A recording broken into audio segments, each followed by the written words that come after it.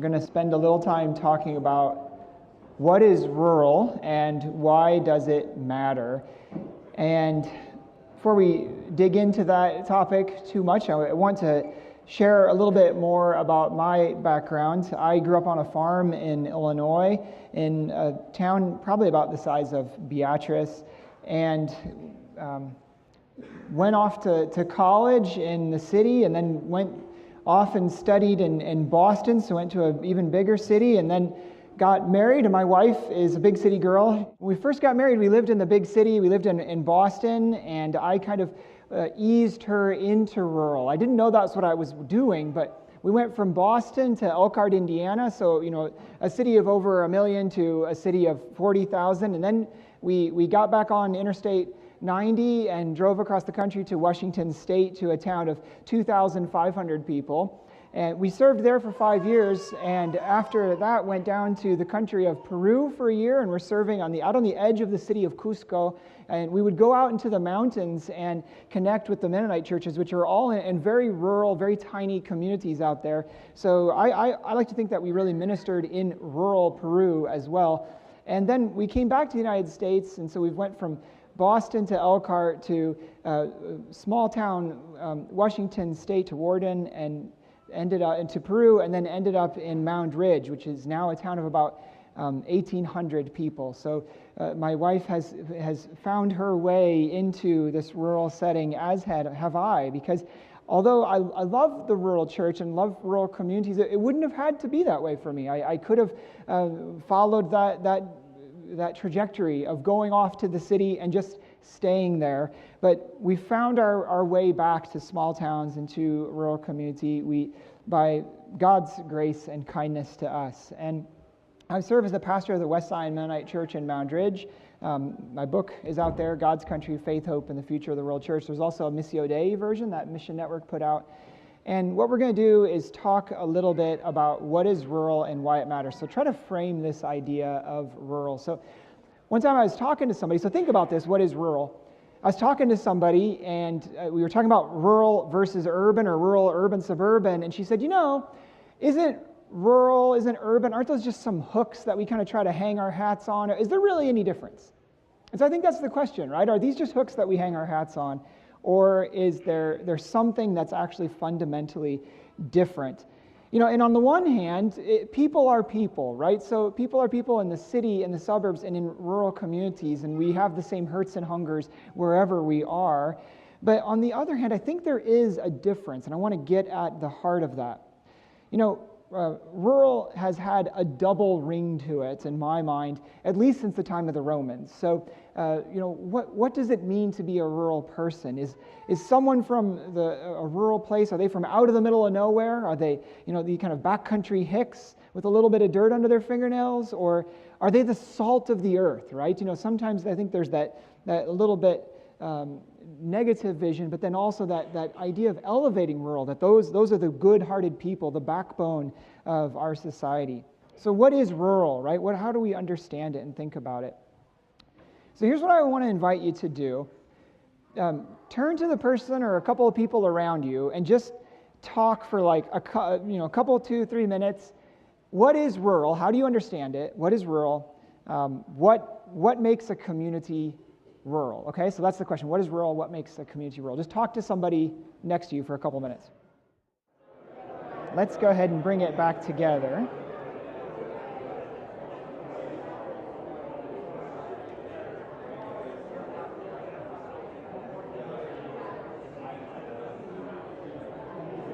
Can someone give me some words about rural? What is rural? What are you talking about?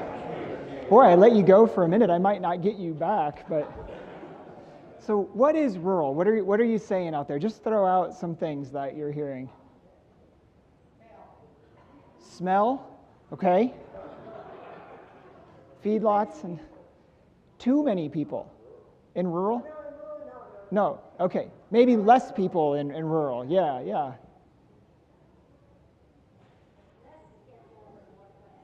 Less schedule, more flexible. So kind of a cultural idea, right? Yeah.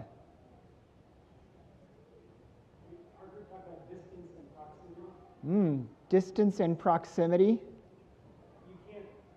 talk to when you can't just talk to your neighbor over the fence, or you have to like walk a distance to get. Yeah, you can't talk to your neighbor over a fence. You got to walk a distance to get to your neighbor. They're on the other section, right? They're not right next door. Is the head pastor at the Cross Point Church, a huge church in Hutchinson, Kansas, and they're doing some things with starting kind of satellite congregations in rural communities in the Hutchinson, orbit. And Andy Addis writes I've seen some things that he's written in Christianity Today and whatever, and he writes about moving from. He moved back to Hutchinson, and he writes about moving from Los Angeles to rural Kansas. And now, if you know Hutchinson, it's a city of about 40,000 people, right? But for him, that's compared to Los Angeles, yeah, that's rural, right? So, is that rural? And it's a true story. I heard this story. Some folks were visiting from big city. They had their kids with them, and they were visiting Grandma and Grandpa, and all the cousins were around, and they didn't have enough. They were visiting Moundridge, and they didn't have enough of the chairs, right? Those kids, the booster seats. They said, no problem. We got more kids than boosters, but no problem. Grandpa, why don't you just go grab one of those Moundridge telephone books, and we'll just put it under the kids. And so he grabbed a Moundridge telephone book, put it under. So I mean, this is basic, right? Like that there's less people in a rural area. And let me throw out a couple of things. I think that for one piece that often comes up, and I don't know that I heard this except for the smell, is agriculture, right? That we think of agriculture when we think of rural. And agriculture is definitely a piece of rural, but I don't think agriculture defines rurality. And in fact, only 6% of rural folks nationwide are involved in agriculture, which if I look at our congregation, that seems about right. There are some folks that farm or that farm and do something else, but just farmers in our community and in our congregation, that seems about right. So 6% of rural folks involved in agriculture, as opposed to 1% in the city. And if you think about the much larger population of urban areas, you wonder, like in sheer numbers, where you're going to find more people working in agriculture, in rural areas or in cities. Some of them in the cities are doing the exotic stuff like rooftop farming or growing things under grow lights. But some of them would also be people who live in the city but work on a farm in the country.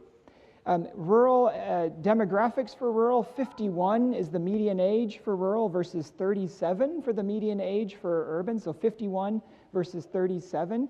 And I think that's a pretty important number. We'll talk about why that matters in a minute. Rural can be surprisingly diverse. So often when we think about rural, we kind of imagine our slice of it here in the Great Plains, right? Kansas, Nebraska, and think of a particular history of people coming to this area and settling in this area, and a particular ethnicity. But rural places can be very diverse, both ethnically, economically, and culturally, and so there's a vast difference in rural places within the United States if you think about like Appalachia versus the Great Plains, right? Or if you think about rural Alaska, many communities that would be Native American communities versus some rural communities around here. Now, rural, it can be defined in a couple of different ways. One way is through the U.S. Census. This is how they define it, and the U.S. Census talks about rural as 2,500 people or less, and then a density of 1,000 people per square mile, right? So you got both the spread and the sheer numbers. And I kind of like that number, the U.S. Census number of 2,500 or less, because it seems to me that there really is kind of a breaking point around 2,500. When you're in a community like Moundridge that's 1,800 people, or a community of 2,500, you don't know everybody, but you kind of feel that you do, right? Like there's a way that you can kind of start to get to know people in the community and at least have a sense of like whose family they fit into. But when you get, to a community, say the size of Beatrice, my suspicion is that you don't have that feeling anymore. That it's now you know many people, but there are going to be also many that you have not had a chance to get to know. So above 2,500, it's 2,500 to 50,000, so a really big category for the census, becomes what's called an urban cluster. And then after that, 50,000 plus are urbanized areas. They also talk about micropolitan, which is 10,000 to 50,000, or metropolitan, which is 50,000 plus. And it's got to have that density. A second way to define this, which is kind of helpful, is what the USDA does, and they have what are called rural-urban continuum codes. So if it's a number 1, you have 1 million people or more. If you're a number 9, then you're completely rural. And so you can look these up if you just search for USDA continuum codes.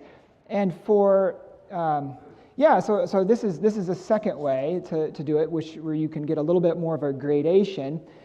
My question would be, when you think about this, what is Beatrice, right? Is Beatrice a rural community, or how does Beatrice fit in? And I'm just asking that as an actual question. You can just yell it out. What is Beatrice?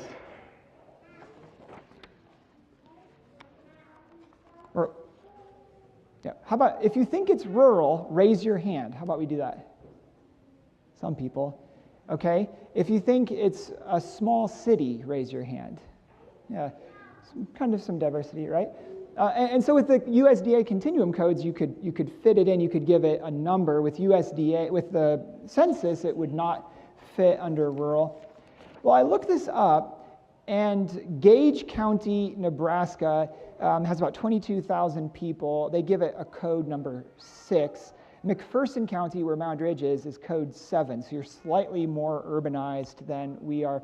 The county I grew up in Illinois, is code 2, so 135,000 people there. So in my opinion, Beatrice isn't really rural. I think maybe it'd be considered a small town or a micropolitan community or an urban cluster, because I think there is kind of a big difference between a town of Moundridge size, or if you would go to I passed a couple towns on the way out here, Jansen or Harline, towns that you can number in double or triple digits, right? So there's kind of a whole order of magnitude difference between a town that size and a Moundridge or a Beatrice. But that's just looking at the numbers, right? That's strictly numbers. There's a third approach to talking about rural, and this is one that sociologists use, and it's called the social constructivist approach. I don't know if you like that. The social constructivist approach. And in that view, rural is more of a culture, more of a worldview. It's defined by relationship to the city, nearness of neighbors, agriculture, and a history of marginality and loss. And in that view, there might be ways that Beatrice has more in common with a rural culture than it would with a much larger city like Hutchinson, Kansas, or a Lincoln, or an Omaha, or a New York, or something like that. In that view, rural is a culture and will be made up by people who carry that culture and transmit that culture. The relationship to a larger city is one piece of that. Positive, it can be positive and negative, and we'll talk about that in a second, but also a sense of neighborliness, nearness of neighbors, and that doesn't have to be physical nearness, but the sense that we know our neighbors and care for one another, and that piece, the agriculture is a piece, and marginality and loss, a history of marginality and loss. And I think this is where the median age for urban versus rural comes in, because often especially in very rural areas, you can have that classic story of the kids went off to college or went off to find work or whatever, and then what's the rest of it? They never came back, right? Or they just come to visit grandma and grandpa.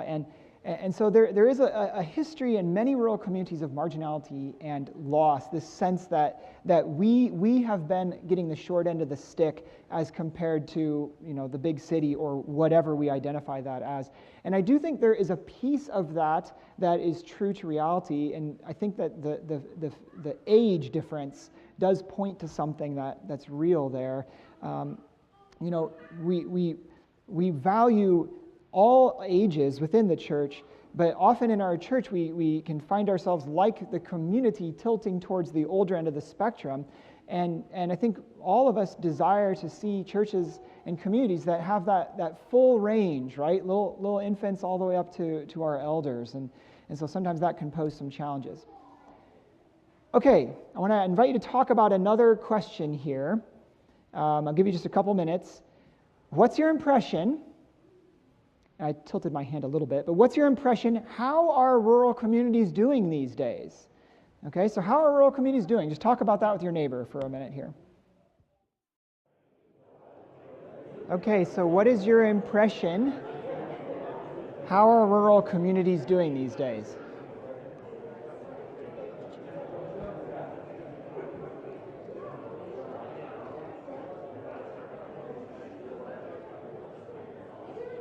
What do you think? How are rural communities doing these days?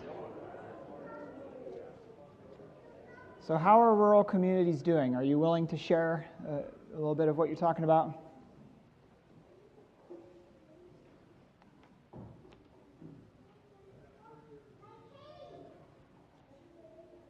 Are they declining, holding steady, growing, mixed bag?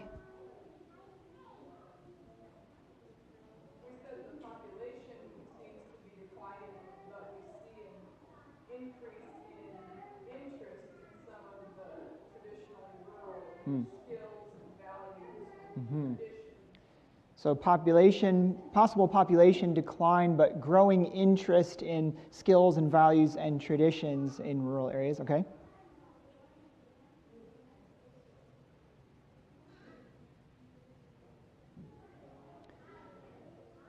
Well, I think there's kind of a narrative out there that I would call the narrative of rural decline, and it's this idea that rural places are all falling apart like rusty pickup trucks.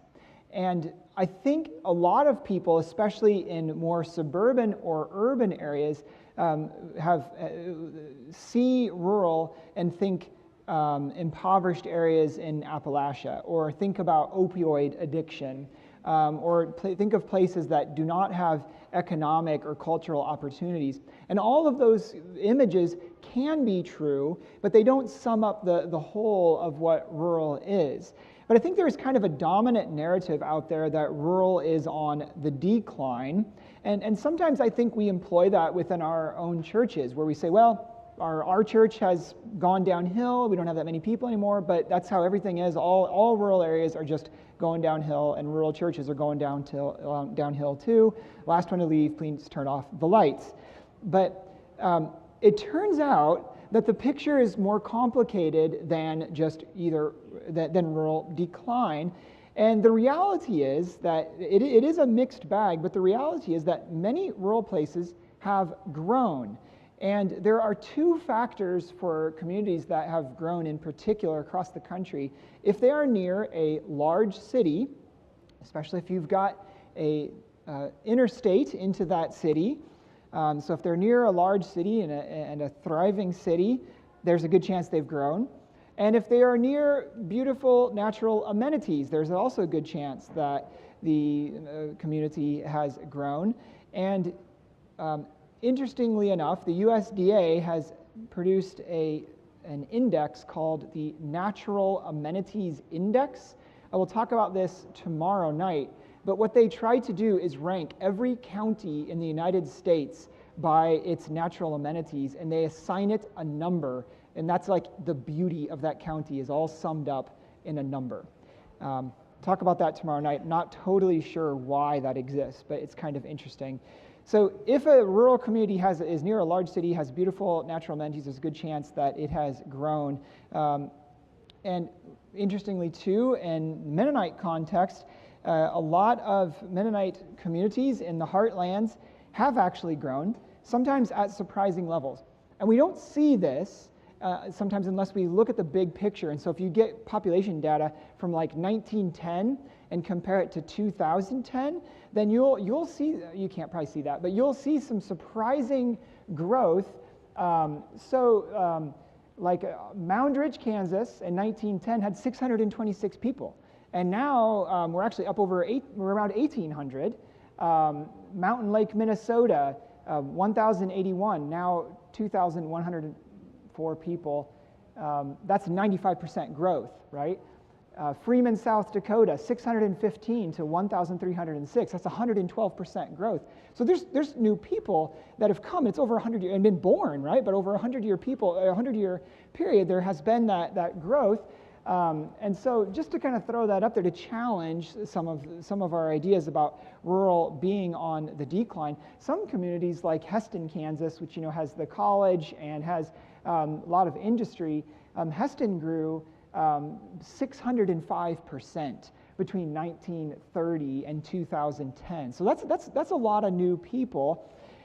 And I say this not to make us kind of feel guilty, like, well, our churches haven't grown 115% or 600% or whatever.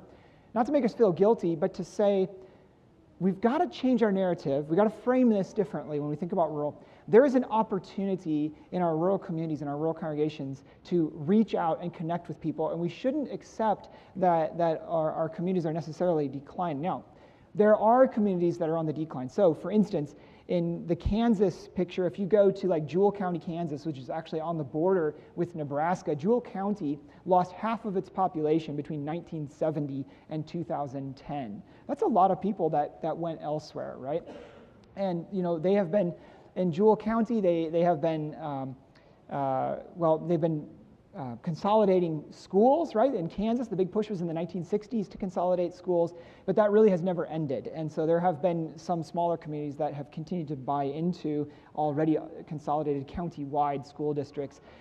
There's several communities near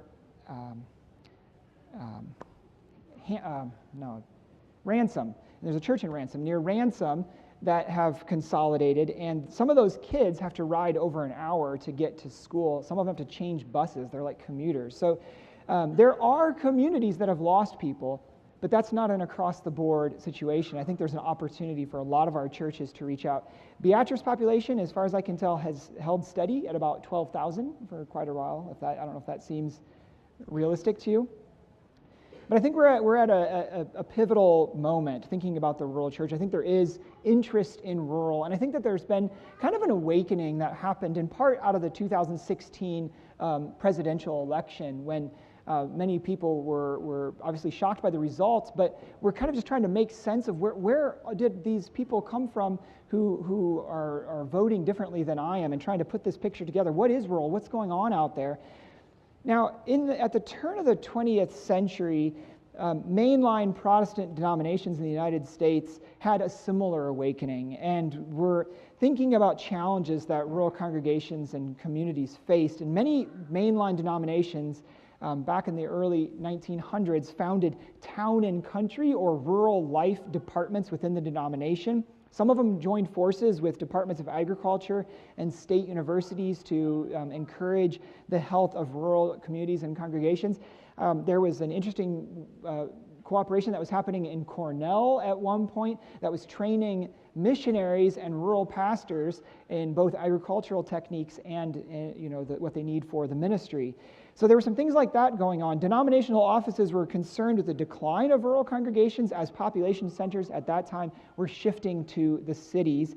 And so they were trying to implement programs to address economic and social challenges to family farms, and also they addressed many ecological concerns like care for the soil. In the Mennonite Church, those sorts of initiatives really emerged in the 1930s and the 1940s, and were specifically linking rural to a Christian community. And so Guy F. Hirschberger, a renowned leader, he said this: the Mennonite way of life can best be maintained in a rural environment, right? So there were many in Mennonite leadership who were advocating for the preservation of rural Mennonite communities in the face of emerging modernity, and that transformation was accelerating at that time, especially as the United States was on a war footing and the government had this ravenous need for men, muscles, and machines. And Mennonite programs and preaching in that time really came from a sense of being a besieged Mennonite rural community. And so I think that was part of why the farm was emphasized as the foundation of religious life.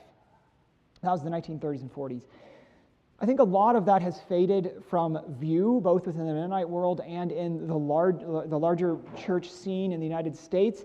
The ecological and conservationist pieces of those initiatives were often rolled into a renewed agrarian movement, and agrarian as defined by care for all living things, and especially care for the soil, rolled into an agrarian movement that emphasizes small-scale farming and has been inspired by writers like Wendell Berry. Are you following me on this so far?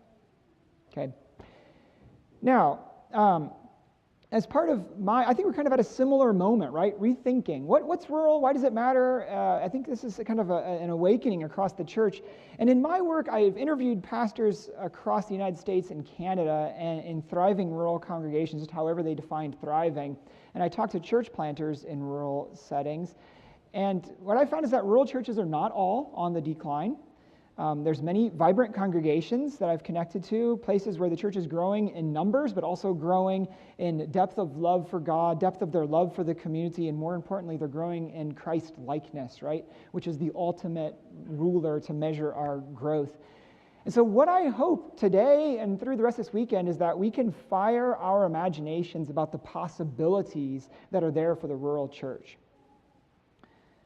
So, we've talked a little bit about ways to measure what's going on in the rural setting. Why does any of this matter for the rural church? Why does it matter to talk about what's rural? So here's what I think. I think that we need to have a clear understanding of the promise and the challenges that rural people and communities face, and have a good understanding of how we are ministering then into those promises and challenges. I think we also want to have an understanding of what rural is not, right? And especially it's common to just wrap agriculture up and as the face of rural. It's a piece of rural, but not everyone in a rural community is agricultural, and not everyone in a rural community has much of a sense of the land or care for the soil. And so we need to understand that people in rural communities aren't all going to come from that perspective or even have any knowledge of farming. We need to have a good understanding for why rural communities sometimes can feel marginalized, can sometimes feel a sense of loss. I think for me, it's very helpful to think about rural as a kind of a culture, right? And it does have something to do with the number of people and the nearness of neighbors, but it's a kind of culture and a specific worldview that would be different in different parts of the country, right? So, but there is something that's kind of common to being able to know your neighbors and having that deep sense of rootedness in a rural community. And we need to be able to, in all of that, value rural places and testify to the goodness of rural places. So Eugene Peterson, who's one of my heroes, pastor and writer, and he says this at one point. He says, pastoral work, and I think, how about just any work in the church, but pastoral work is geographical as much as it is theological. And so I like that. We have to know where we are and who we are ministering to and the place that we're ministering in.